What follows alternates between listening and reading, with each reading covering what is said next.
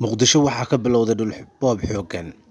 Xilligan aan kula hadlayo, waxaa la burburinayaa oo burburinay ku socotaa dhul ay ku nool yihiin dad shacab ah oo isla markaana ganacsiyo iga furnaayeen. Kaasi Itaaliyo oo ay leedahay dowladda Talyaaniga oo ay ku noolaayeen dad shacab ah oo in muddo ah halkaasi hooy u ahayd iyo goobo ay ku ganacsadaan, ayaa marwooyinka madaxweynaha Soomaaliya Xasan Sheekh Maxamuud waxa ay u soo gashteen shaar dowladeed, isla mar ahaantaana waxa ay doonayaan inay ka saaraan halkaas. Sida aad muuqaalka ka aragtaanba, waxaa gebi ahaanba la burburiyey halkii ay dhisteen dad danyar ah oo shacab Soomaaliyeed oo haween u badan. Hablahan yaryar ayaa waxa ay ka shaqaysanayeen maqaaxi halkaasi ay ku lahaayeen, balse kaasi Itaaliya ayaa muddooyinkii dambeba waxa ay hooy u ahayd hooyooyin iyo gabdho markaasi ay iyagu korsadeen, kuwaasi oo in muddo ahba halkaasi hooy ay u ahayd. Tan iyo markuu xilka la wareegay madaxweynaha talada haya Xasan Sheekh Maxamuud, waxaa badanayay isku haysiga dhulalka danta guud, iyadooba nin walbaba ay leedahay yaa xoog badan.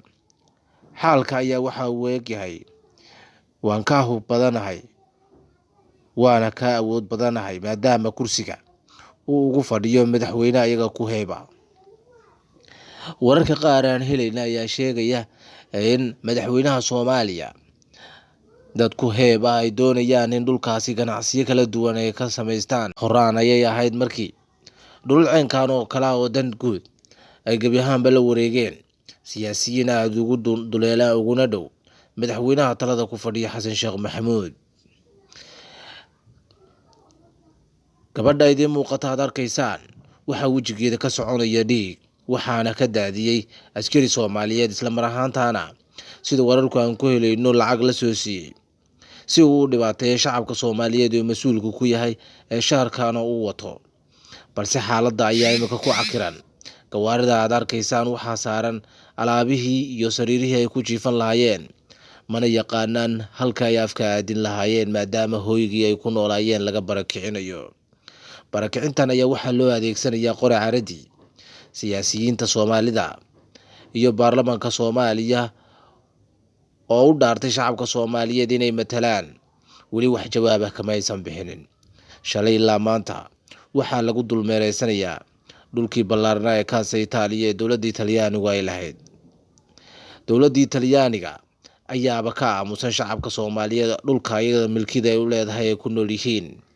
Balse dowladda Soomaaliya ayaa qandaraas ku qaadatay in marwooyinka madaxweynaha Xasan Sheekh loo baneeyo halkaasi si ay kaga dhistaan daarar dhaadheer, ayna berri shacabka u horkeenaan in kaasi Itaaliya ay kala wareegeen dowladda Talyaaniga lacagna ay siiyeen.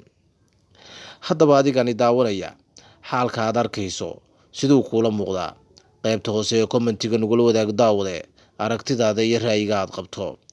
Madaxweyne Xasan Sheekh haddii sidaan uu ku sii socdo 3 sano u harsan ma sii dhameysan doonaa, maadaama shacabka Soomaaliyeed sanadka iyo bilooyinka uu joogo uu cadaadis xoogan ku hayo, hadday ahaan lahayd dhulboob iyo haddii ay ahaan lahayd daadinta dhiigga shacabka Soomaaliyeed ee noocyada kala duwan loo daadinayo. Waad ku mahadsantahay daawashada muuqaalkaygan. Fadlan haddii aad ku cusub tahay channelkan, nagu soo biiro subscribe noo dhe, haddii kale dhanka page-ka nagu soo biiro follow noo dhe. Waad ku mahadsantahay daawashada muuqaalkaygan.